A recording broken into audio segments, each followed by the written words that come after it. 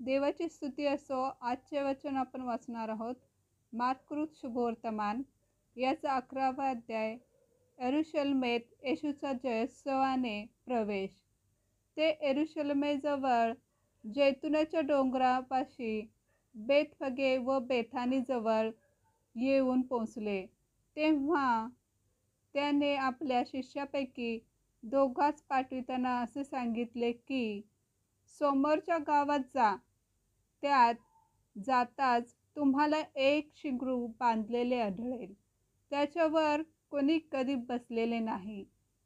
ते सोडून आणा आणि तुम्ही असे का करिता असे जर कोणी तुम्हाला विचारले तर असे सांगा की, प्रभूला याची गरज आहे आणि तो लगेच ते इकडे परत पाठवेल. तेव्हा ते निघाले आणि रस्त्यात दाराशी बाहेर बांधलेले एक शिंगरू त्यांना आढळले. ते त्यांनी सोडले. तेव्हा तेथे उभे असलेल्या लोकांपैकी काही जण त्यांना म्हणू लागले, शिंगरू सोडून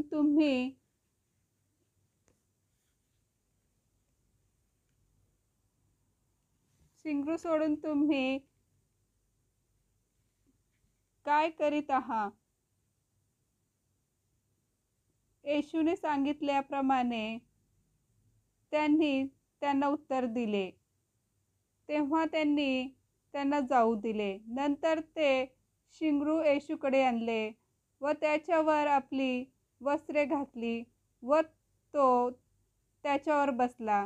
तेव्हा पुष्कळ लोकांनी आपली वस्त्रे वाटेवर पसरली.